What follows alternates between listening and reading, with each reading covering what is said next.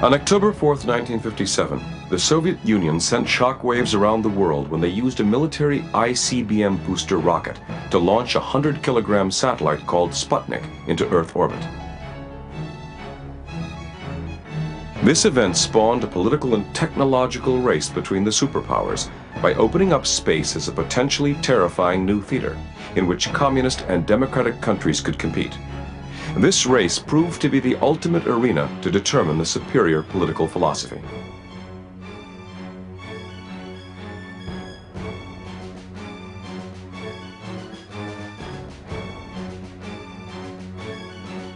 The race between the United States and Soviet Union throughout the 1960s to land a man on the moon was by far the most dangerous and difficult venture in which humankind had ever embarked. Landing men on the moon's surface by the United States on July 20th, 1969 represented the greatest technological achievement in the history of humanity. Recently declassified information released by the former Soviet Union and the United States reveals shocking new evidence of haphazard safety precautions, Soviet government cover-ups, and the loss of hundreds of lives never reported before. This program presents the true and previously untold story behind the race to the moon, a race that both sides were determined to win at any cost.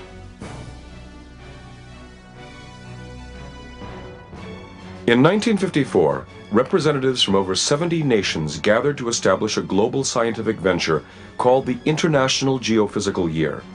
Over 30,000 scientists agreed to cooperate in the investigation of the Earth and its environment. During this gathering, the American contingency promised to launch the first satellite into space by late 1958 as a part of this scientific venture. The space effort was dubbed Project Orbital, and a Navy Vanguard rocket was planned to be the means for getting the premier satellite into orbit.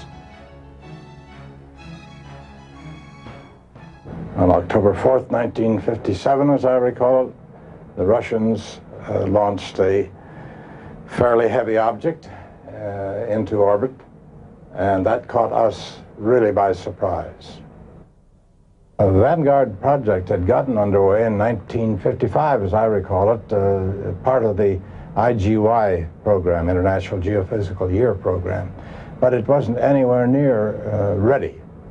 They had, I think, scheduled some launches late that year, that is in 1958, but it wasn't clear that they were going to be able to fly them. The Sputnik satellite carried not only a radio transmitter that allowed it to be tracked, but also a variety of instruments designed to measure the density of the upper atmosphere. People around the world were plunged into a state of shock and dismay, since the Soviet payload could just as well have been a nuclear warhead that could be delivered to anywhere on the planet. This event drastically transformed the political, military, and psychological climate around the world, and served to heighten the division between democracy and communism. There was a sense of a very, very major threat from the country of Russia at the time, Soviet Union, in a military sense. And we were beginning to see all of the manifestations of the Cold War, and the space theater, a new one to people, was begun to be seen as an area of competition between the major powers, that is the United States and Soviet Union. And in that context, I think there was a great deal of fear that the Soviet Union had a big head start on us. The hysteria and fear created by the Soviet space accomplishment prompted President Eisenhower to address the American public in an attempt to reduce the resulting anxiety. Vanguard, for the reasons indicated, has not had equal priority with that accorded our ballistic missile work. Speed of progress in the satellite project cannot be taken as an index of our progress in ballistic missile work. Our satellite program has never been conducted as a race with other nations. Rather, it has been carefully scheduled as part of the scientific work of the International Geophysical Year. We are, therefore, carrying the program forward in keeping with our arrangements with the international scientific community. He was not a space cadet. He used to say is you look over his shoulder and you say, you know, Keith, that moon's been there a long time. It's going to be there a great many eons yet. And we'll get there one day, but it isn't necessary we break our necks and break the budget to get there now. Less than a month after the first Sputnik satellite was launched into orbit, and even before the furor over the launch had died down, the Soviets launched a second Sputnik, this time ferrying a living passenger, a dog named Laika. However, their technology was not yet capable of bringing the dog back alive, and Laika died in orbit a few days later. The launch of the Vanguard rocket with only a grapefruit-sized satellite was pushed forward almost a full year by the surprised American government in an attempt to match the Soviet technology in space. Hundreds of reporters from around the world were present at the historic launch in December 1957. The launch attempt failed miserably and embarrassed the Americans tremendously. The Americans were floundering with their space technology, and another Vanguard launch failed the following month. It befell upon Dr. Wernher von Braun and the U.S. Army to devise a rocket that could save the honor of America. On January 31, 1958, von Braun's rocket, the Jupiter C, successfully carried a satellite into orbit and brought America into space to join their rivals. Over the next 2 years, the Soviets launched their third Sputnik into orbit with a payload that weighed over a ton, and also sent several probes to explore the moon, sending back the first pictures of the backside of the lunar surface.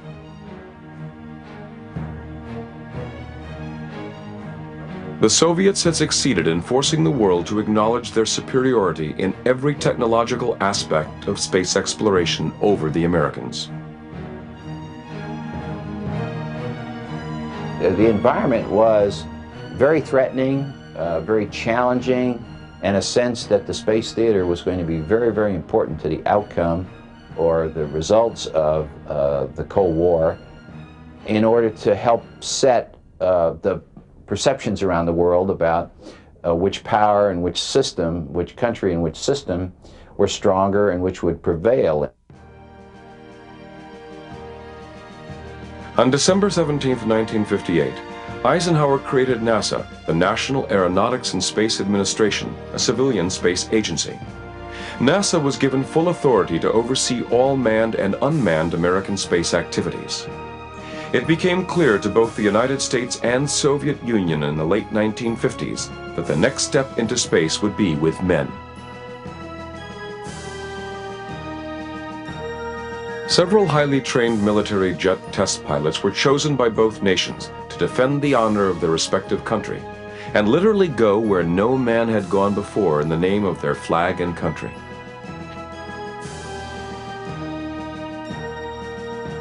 The Americans were called astronauts, and all of them were highly publicized in the press. In sharp contrast, the Soviets were called cosmonauts, and everything about them was kept top secret, even the number of men chosen and their names.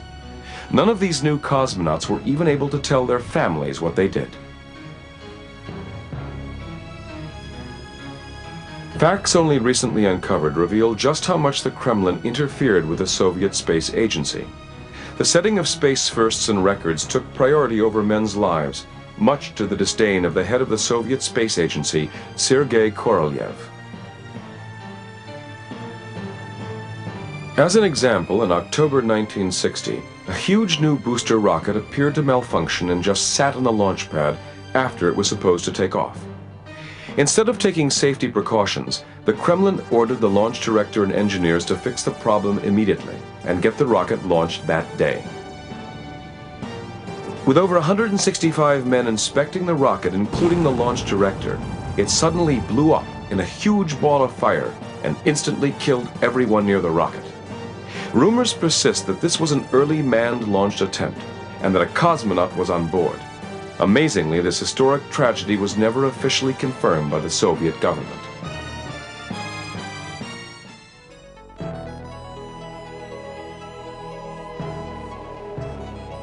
On April 12, 1961, the Soviets were once again successful in creating a storm of excitement all over the world when they announced the successful launch and orbit of the first man into space, cosmonaut Yuri Gagarin.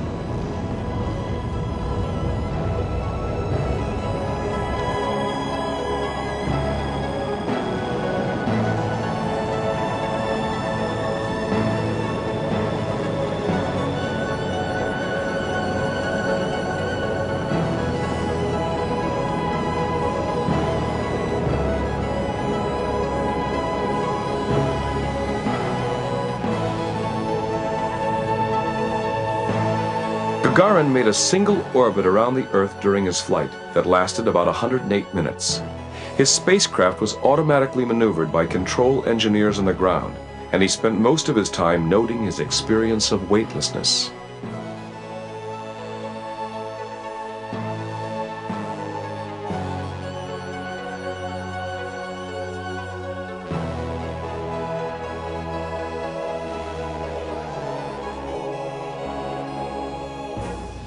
Upon re-entry, Gagarin jumped out of his capsule at about 3,000 meters and parachuted to safety, as the Soviets had not yet developed the technology for a survivable ground landing, a fact not even admitted by the Soviets until 1978.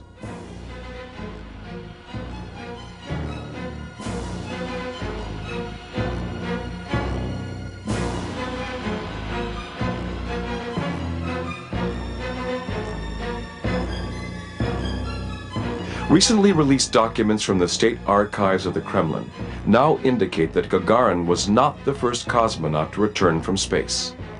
Another cosmonaut, Vladimir Ilyushin, the son of a famous Soviet aircraft designer, had previously returned from space alive, but was in very bad shape. Apparently, the Soviet authorities felt that they could not possibly present him to the public as a returning hero in such poor condition. As a result, the Soviet government removed all pictures taken of him and buried all details of the flight until recently.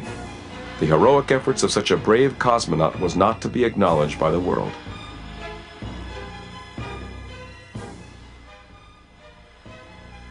Other uncovered Kremlin secrets also indicate that as many as 7 cosmonauts were killed in rocket explosions and other spaceflight attempts prior to Gagarin's flight.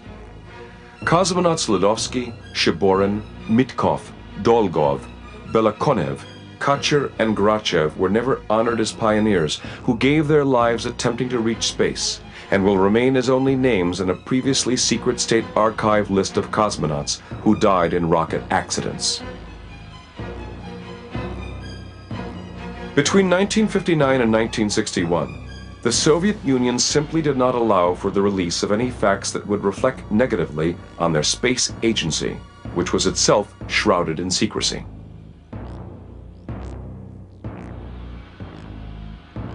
Khrushchev's concern was not for any individual cosmonaut, but for the status of his country in the theater of world opinion and in setting space firsts. Khrushchev also bragged that the Soviet Union was not only going to establish nuclear missile bases in orbit around the Earth, but also had plans to establish military colonies on the Moon as well. Positive perceptions of communist philosophy was at its peak. So we had an environment of competition in space that was really part of a larger competition that was mostly military and political in nature, and it was a general sense of threat and unease and uncertainty about where this whole thing was going to go. People had images of bombs and vehicles of various kinds flying overhead all the time, and it was a genuine threat to the attitudes and psyche of people in our country, and I'm sure people in the Soviet Union at the time. When John Kennedy became the president, he also had to publicly try to reduce the fear of the American public that the American Space Agency was weak and without direction, especially after Gagarin's flight. I do not regard the first man in space as a sign of the weakening of the free world, but I do regard the total mobilization of men and things for the service of the communist bloc over the last years as a source of great danger to us. And I would say we're going to have to live with that danger and hazard through much of the rest of this century. Some of Kennedy's advisors turned up the heat on von Braun to get Americans into space in an attempt to catch up to the Soviets at any cost. Von Braun responded that crash programs and cheap publicity stunts like those chosen by the Soviets were doomed to failure, and that America should commit itself to a systematic and long-term effort in space exploration. They kept worrying themselves that we were going to do the wrong thing, shoot ourselves in the foot, that we were going to create a big political problem for Kennedy, that we'd kill somebody or that we would not know what we were doing, that it was a fly-by-night operation. I mean, all good questions. So we were continuously having to prove that. The best compromise von Braun could offer was a suborbital flight on a very reliable ballistic missile named Redstone. On May 5, 1961, astronaut Alan Shepard became the first American in space on a 15-minute flight that reached an altitude of 115 miles. This is Freedom 7. The fuel is go. 1.2 G. Cabin at 14 psi. Oxygen is go. Cabin pressure is holding at 5.5.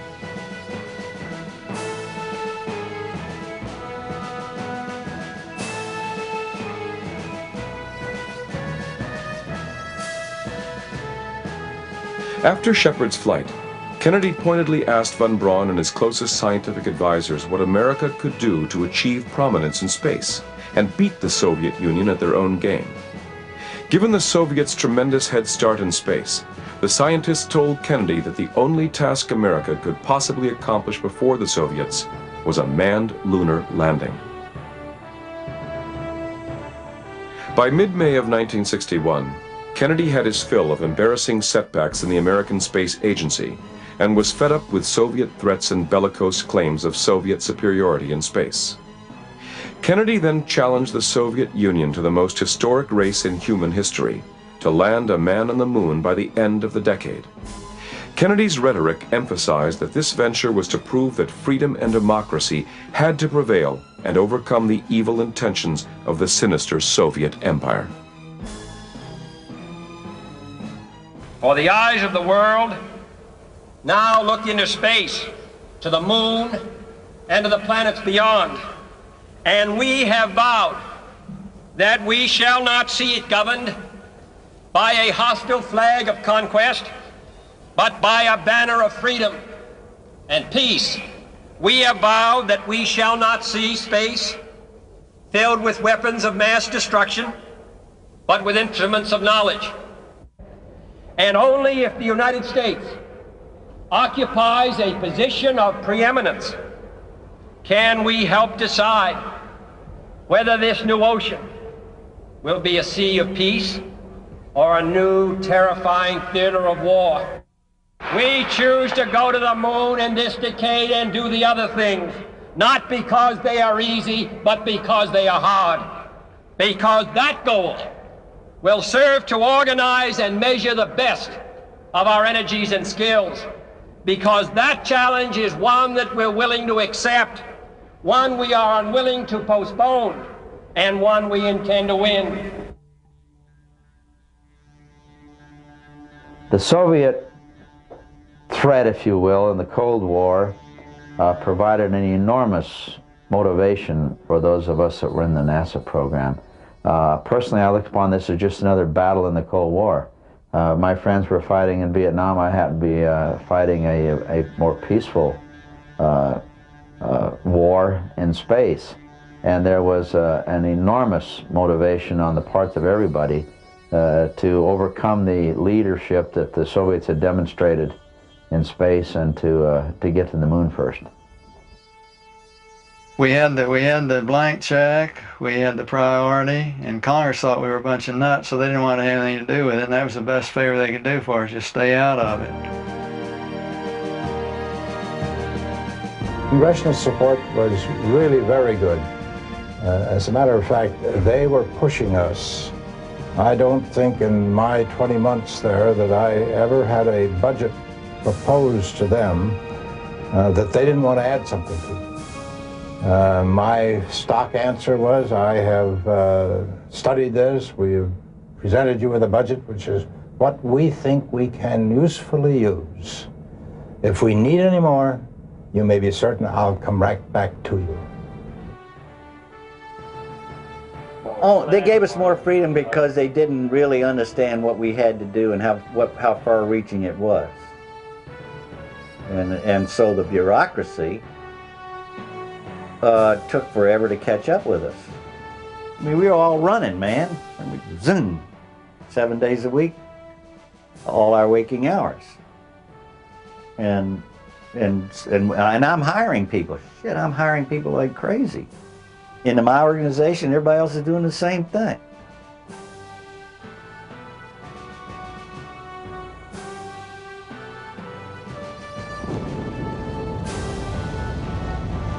By the end of 1961, the Americans were still struggling and only able to launch another suborbital flight with astronaut Gus Grissom.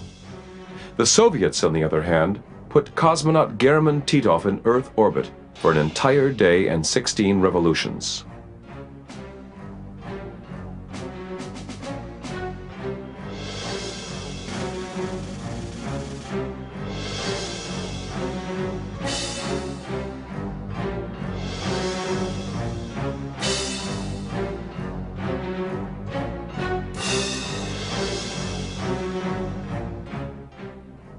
Sergei Korolev, the head of the Soviet Space Agency, was the man directly responsible for the design, construction, and launching of all Soviet rockets, including those of Gagarin and Titov.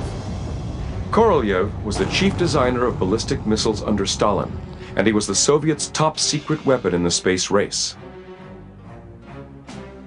However, due to Khrushchev's paranoia and need for total secrecy, Korolev was never to be recognized for his contribution to space exploration during his lifetime. The world was unaware of Korolev and his achievements as the head of the Soviet Space Agency. In fact, the Nobel Prize Committee wanted to nominate the chief Soviet rocket designer responsible for the Gagarin and Titov flights, as a way to acknowledge that person's brilliance. When the committee asked Khrushchev what individual was responsible for the design of the Soviet rockets, he replied, "The Soviet people." As for the Americans, the only rocket booster powerful enough to put a man into orbit was a converted ICBM called Atlas. The Atlas was used in the Mercury program, and the Atlas was, of course, an original ICBM weapon system that was developed by the Air Force. It was a very flimsy, still is, a rather flimsy vehicle. The actual systems we had at the time were relatively fragile and relatively unreliable. I remember looking at film of launches, frankly, most of which seemed to end up in a disaster rather than a successful launch to space.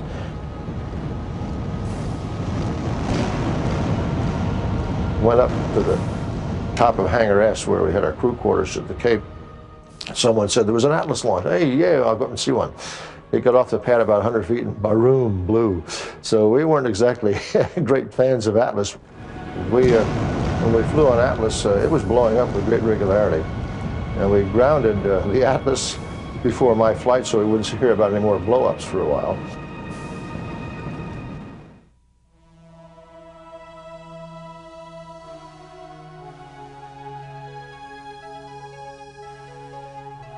Astronaut John Glenn was originally scheduled to make a forgettable third suborbital spaceflight. However, with the tremendous pressure put on the Americans by the Soviet successes, NASA felt the time had come to send the first American into orbit. Glenn went up for 3 revolutions on February 20th, 1962.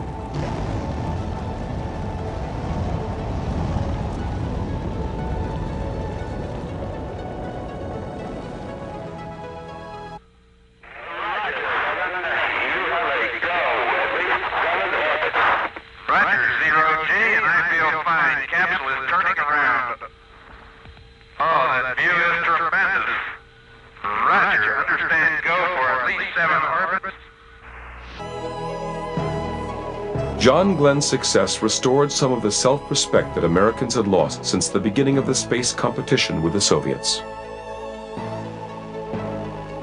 The Americans were still trailing the Soviets, but Glenn's success finally landed the Americans on the same playing field and within striking distance of the moon. There followed a succession of 3 more solo American flights over the following 15 months, which included the flight of Scott Carpenter, Wally Schirra, and Gordon Cooper. Cooper's flight was the longest of the solo Mercury missions, lasting about a day. Well, everything was new. As we called it, every day was no gee whiz day, because we didn't know really what to expect in space and what we'd find. And we didn't know what the results would be on a lot of these things, so there were a lot of surprises.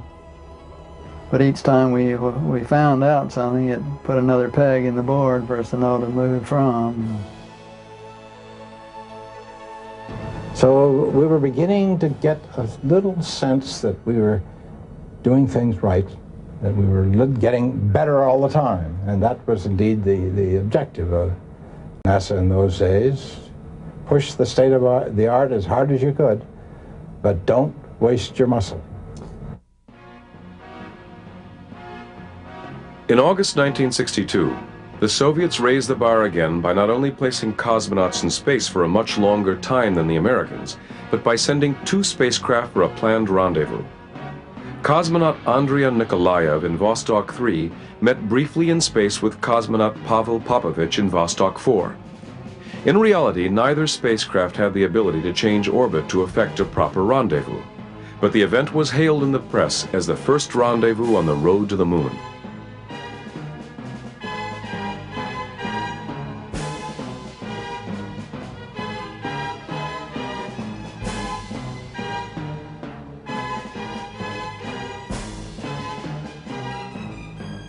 In what many people considered a publicity stunt, the Soviets launched the first woman cosmonaut, Valentina Tereshkova, to orbit the Earth for 3 full days in June of 1963. While in orbit, she rendezvoused with another cosmonaut, Valery Bykovsky. The publicity of the first woman sent into space eclipsed a second dual rendezvous and solar record of 4 days and 81 revolutions set by Bykovsky. Literally millions of Soviets rallied to celebrate their leadership in space.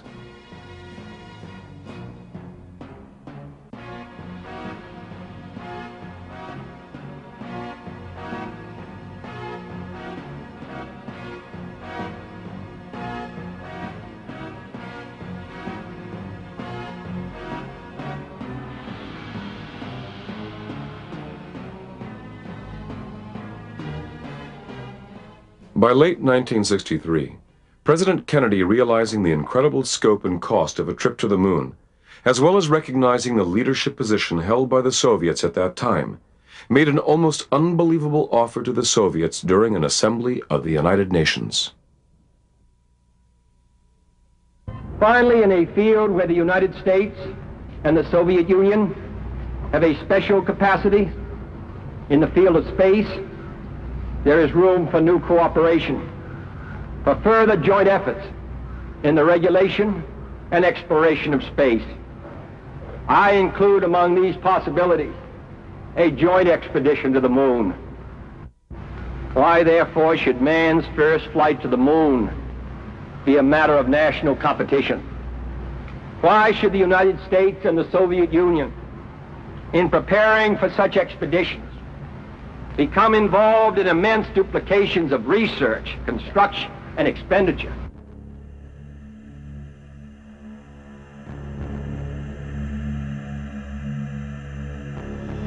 The Soviets were just as shocked as the American public at such a conciliatory and friendly offer. However, the Kennedy speech was viewed by Khrushchev as a show of weakness on America's part, and only served to strengthen Khrushchev's resolve to continue the race to the moon, and to direct all of his country's resources to achieve that end. The Soviets realized early on that a flight to the lunar surface would require a minimum crew of 3. On October 12, 1964, before the United States could launch their 2-man spacecraft Gemini, the Soviets redesigned their 2-man capsule and launched it with 3 cosmonauts, Vladimir Komarov, Boris Yegorov, and Konstantin Feoktistov. This flight lasted for about a day and 16 orbits. This was the first flight that the crew did not wear spacesuits.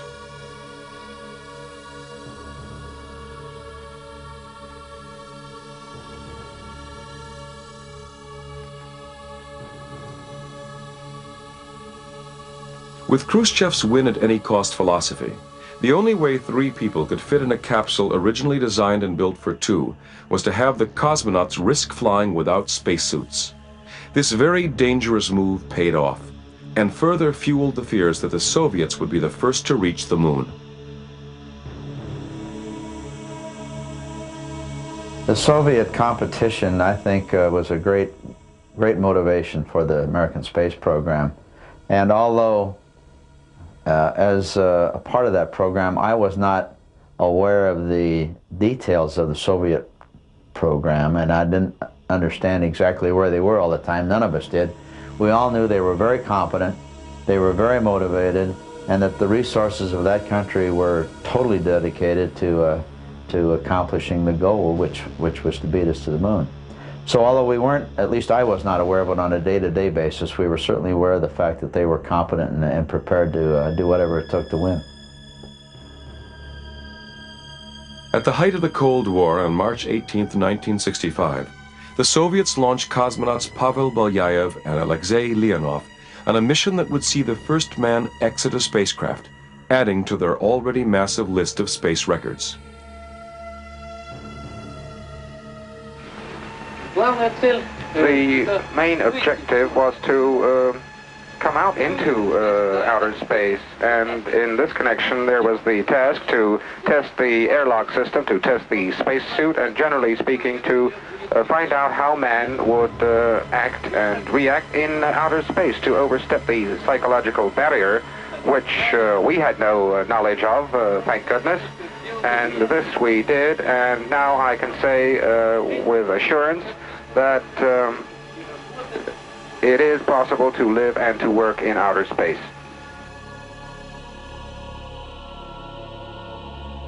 After a flawless 10-minute spacewalk, Leonov ran into severe trouble when he tried to re-enter the capsule. The effects of weightlessness in outer space had not been properly taken into account in the design of his spacesuit, which ballooned out and made his return back into the spacecraft almost impossible. Leonov was close to death when he finally squeezed back through the airlock.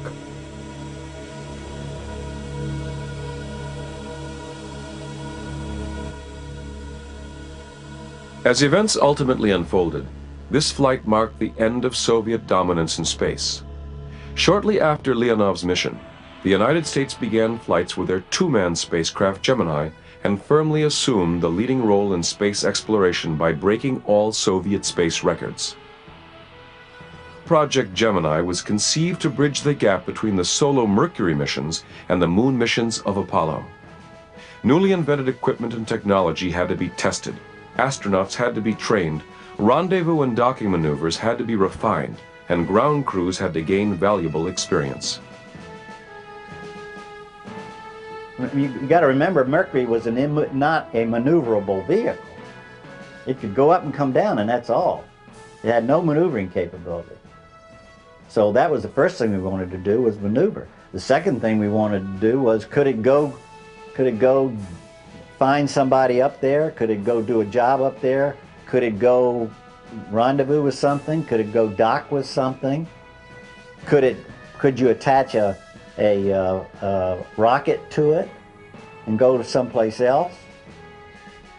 Those were all the things we were thinking about when we came to Gemini.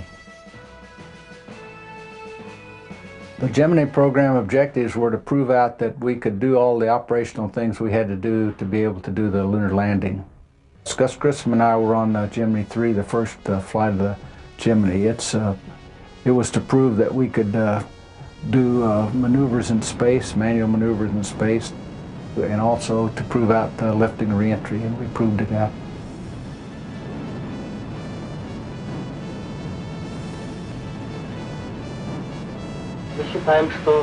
We believe that the flight of Grissom and Young is a new national achievement for the United States. They are a further step in the storming of outer space. And we certainly congratulate our colleagues Grissom and Young with this wonderful space flight.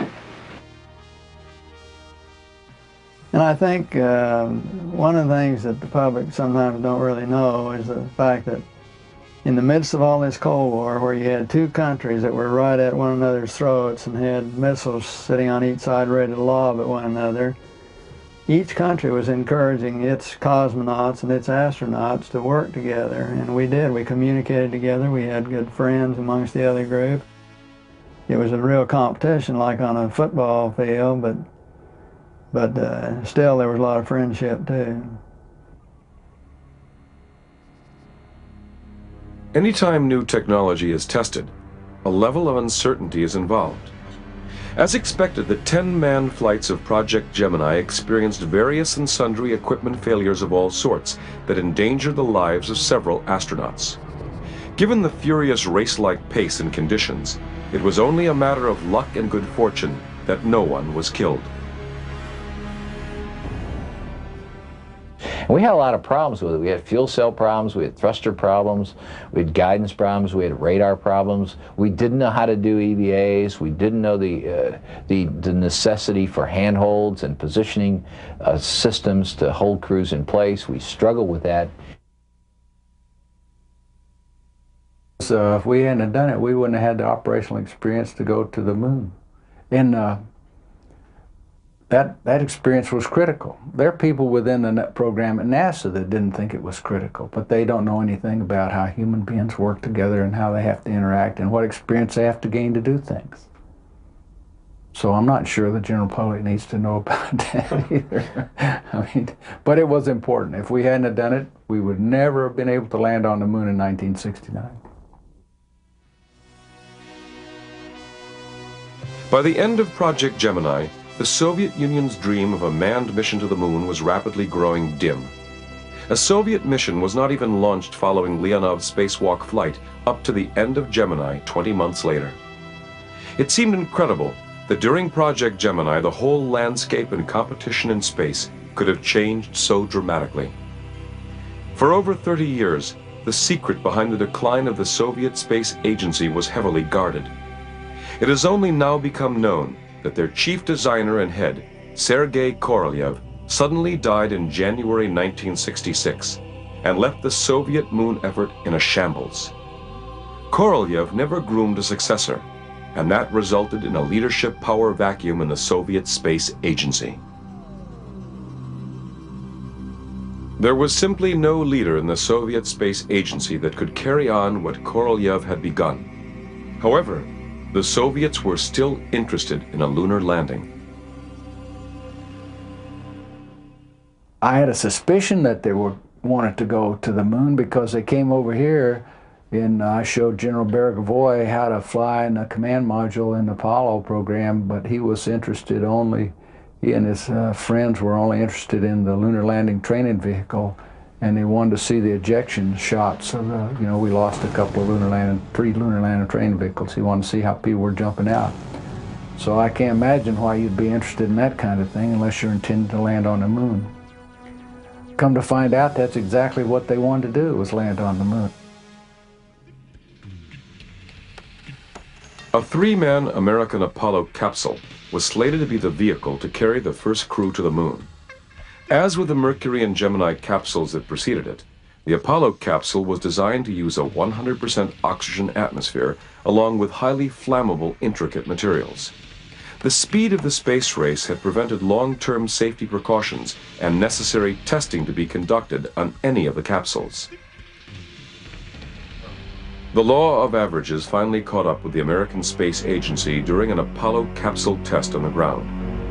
Tragically, 3 astronauts, Gus Grissom, Ed White, and Roger Chaffee, were in the capsule when an electrical spark caused an explosive fire that killed all 3 astronauts within seconds.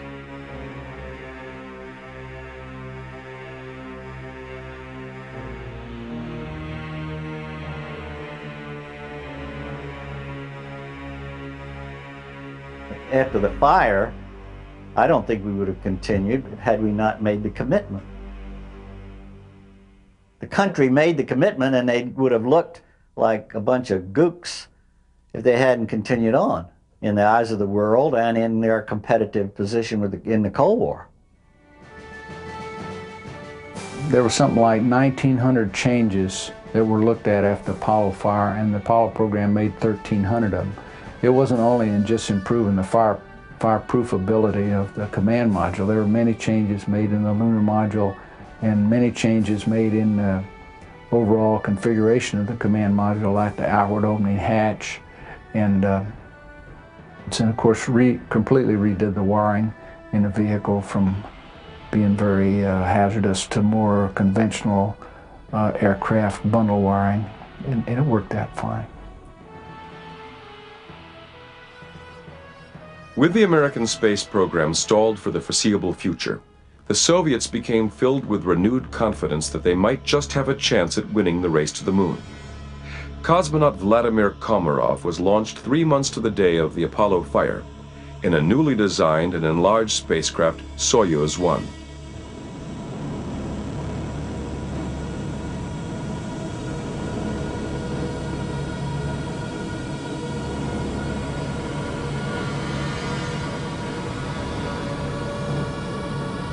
Unfortunately, the law of averages also caught up with the Soviets as well.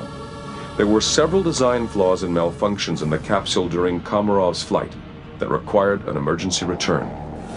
The spacecraft began to tumble out of control during re-entry, making the parachutes tangle and collapse upon deployment. Komarov's spacecraft came in like a fireball and hit the Earth at 500 kilometers an hour, killing him instantly upon impact. Unlike previous Soviet disasters with the ensuing government cover-ups, the Soviet effort to go to the moon halted for a year of investigations and a reassessment of their space agency's direction. It was strongly feared that a Soviet manned mission launched on October 25, 1968, with cosmonaut Georgy Beregovoy, was intended to be a translunar flight. The Soviets were already well known to surprise the world, and might come up with a last-ditch effort to pull off another space first. As it turned out, Beregovoy did nothing unexpected. The fear of a Soviet moonshot proved to be groundless. Von Braun knew full well that any manned mission to the moon would require the development of a huge rocket booster to carry a crew and return vehicle. The success of the entire American space agency was placed squarely on von Braun's shoulders. He responded with the Saturn V rocket, by far the most complex piece of machinery ever built. It had over 6 million parts and was as tall as a 40-story building. The first manned flight of this behemoth was decided to be the Apollo 8 mission that would loop around the moon. This plan was kept secret until the last possible moment. Apollo 8 had its mission changed in August when NASA learned that the Soviets were planning a lunar flyby before the end of 1968. And so we were abruptly changed from a Earth orbital mission. And when you stop to think about it, I still marvel at the fact that here was the first manned Saturn V, the first time to the moon, so many firsts in this thing.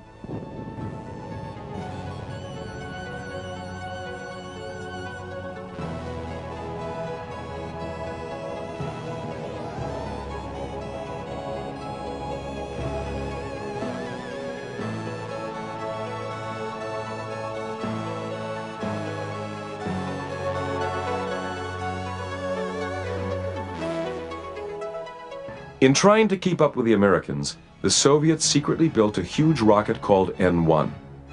This booster would be necessary to send a manned mission to the moon. However, without Korolev at the helm, there were several design problems that were never resolved. Very few people remember that in parallel with American Apollo program, Soviets attempted to have their own program. But this Soviet program on kind of counterpart to American Apollo, it failed. It failed because the large rocket, Russian counterpart to Saturn V, exploded several times, even without getting chance to take off the launching site. Tragic consequences at launch attempts killed dozens more Soviet engineers. At that point, the Soviets simply dropped out of the space race to the moon. You can call it naivete or what. I just never doubted that we were going to make it to the moon. The only question that I had was whether we were going to get there ahead of the Russians. And that was the, to me, that was the $64 question. But it turned out we did.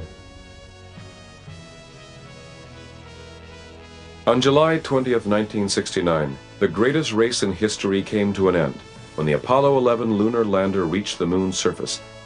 Astronauts Neil Armstrong and Buzz Aldrin stepped out of their spacecraft and into the history books. Millions of people around the world watched on television in complete awe at the American technology.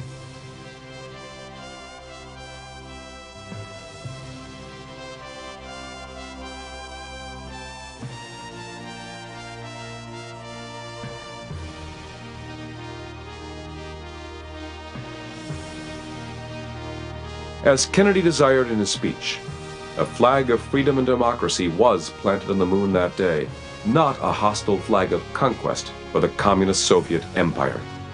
The world would finally acknowledge the clear superiority of the democratic American technology over the Soviets. The moment American landed on the moon and American astronaut left his footprint, the Soviet government decided that the importance, significance of continuing these huge efforts, multi-billion-dollar effort in Soviet Union, just evaporated, and we decided, yes. Silently we admitted that we lost the race for the moon. For the United States, the space race mobilized talents and pooled resources in an unprecedented manner. It was the largest single peacetime concentration of manpower, with the peak years employing 450,000 people in various capacities. The space race cost America well over $25 billion. However, the effort led to unequaled progress in American technological development that continued to be exploited and expanded upon throughout the 70s, 80s, and into the 90s. For the Soviets, the space race proved to be one of the contributing factors in the demise of the country, as its political and economic systems were unable to cope with such a massive effort. Following the breakup of the old Soviet Empire and the collapse of communism, Russia and its space agency are in a state of bankruptcy. The economy has crumbled, and the Russians are barely able to maintain their aging Mir space station, depending entirely upon the sponsorship and support of foreign countries, including the United States. In striking contrast to the space race, a new philosophical climate exists where the success of future space exploration now depends on international cooperation, as no one nation is either willing or able to support such endeavors independently. An international space station is also to be built by the United States in collaboration with the Russians and other countries. Prophetically, in 1965, cosmonauts Alexei Leonov and Pavel Belyayev, who once competed toe-to-toe with the United States in the lunar space race, foresaw the inevitability of meeting and working with Americans in space on a space station, not as enemies or competitors, but as partners.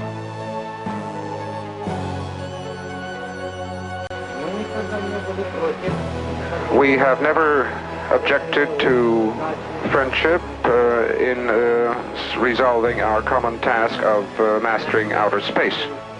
And I always see Earthmen, as all Earthmen, as one big family, and we must all work together like one family, because we shall then go off to other worlds and there will be representatives of many nations aboard.